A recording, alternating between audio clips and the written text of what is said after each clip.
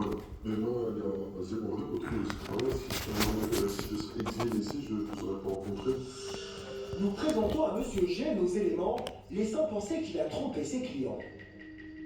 À commencer par les élèves de sa formation en investissement.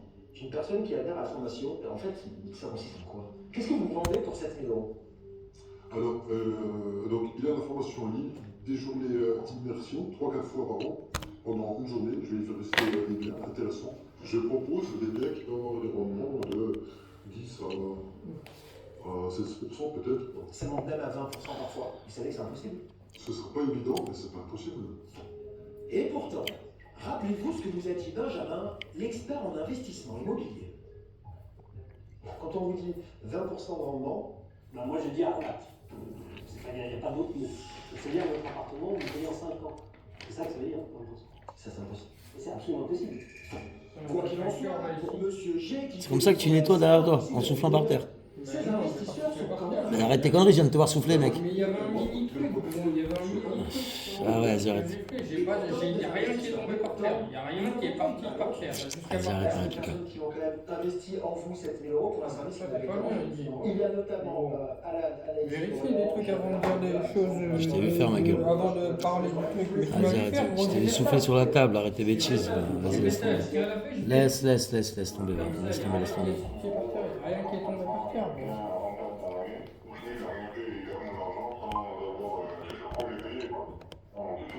Il y a certains clients, pour moi, qui n'en ont pas eu pour l'argent parce qu'ils se sont pas donné les Yes. moyens de réussir. Ils ont demandé à quelques années.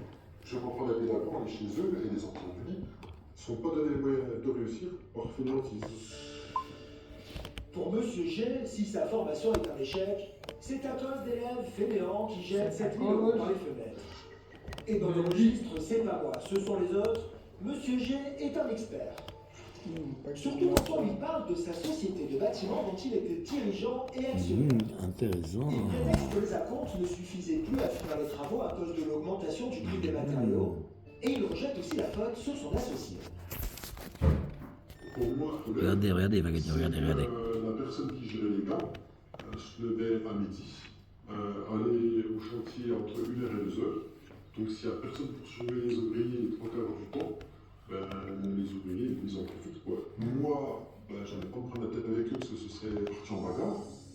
Si sa société de rénovation n'honore pas ses chantiers, ce serait donc à cause de son associé, pas sérieux. Décidément, Monsieur G a réponse à tout. Alors on va rentrer dans le détail. Souvenez-vous de l'immeuble que Monsieur G a vendu à Victor en lui disant qu'il a été refait à neuf. Là, il y a eu plus de 100 000 euros de travaux. Donc 100 000 euros de travaux sur un bâtiment comme ça, il a été refait à neuf, c'est ça? Ouais, il a quasiment été rénové à neuf. Là, c'est impeccable pour moi. Ah oui, bien sûr, c'est impeccable. Donc ça, c'est en théorie. Regardez le magicien, lui. Ok. Regardez-le. Et ça, Regardez ce c'est fils de pute. ce qu'on achète. Regardez le magicien qui gagne toutes les mains, regardez. Une culture de champignons bien dégueulasse. Est-ce que vous voyez l'état du plafond?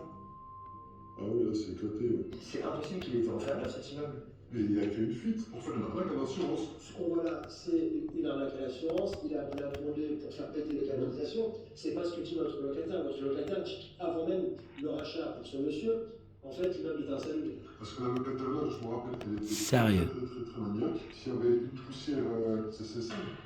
Une maniaque comme elle. Vous avez vu ou pas? Je vous avais dit ou pas? Dans la salle de bain, elle ressemble à ça. Sérieux. Mais n'importe qui en France, mais même un SDF, je suis, on va pas habiter là-dedans. Et pourtant, sa locataire a bien habité. C'est un truc de ouf. Une paire de 6, il suit. Vous avez vu? Sécurisation par le maire, tant c'était insalubre. Sérieux. Là encore, Monsieur G crie au complot. Regardez-le bien, lui. Du coup, maintenant, le maire peut soupçonner. Je vous ai dit depuis tout à l'heure, hein. Regardez-le bien. C'est un socialiste. Il n'est pas. Sérieux. capitaliste. Il m'a dit de ne pas faire du marchand de biens dans sa ville. Vous avez la ça. Mais non. Si. Mais non, mais regardez. C'est bon. Intéressant. Et la parade des excuses continue lorsque l'on aborde la maison de Claire, le tombeau d'un pauvre petit animal. Regardez, on gagne jamais contre lui. Regardez la preuve que c'est un bot, on gagne jamais contre lui. Regardez bien. La théorie, ce serait que ce cadavre de chien ait été placé ici pour que justement la visite de l'immeuble ne puisse pas se faire totalement et que la Regardez bien. partie de la maison qui est en ruine ne puisse pas être vue avant l'achat. En fait, c'est ça. Ouais, je suis en train d'écouter l'histoire. Regardez bien. Je vous ai dit ou pas? On gagne jamais contre lui. Qu'est-ce que le cadavre de ce chien faisait? Moi, j'ai jamais vu ça. Peut-être c'est une peluche, on ne sait pas. L'entretien Waouh.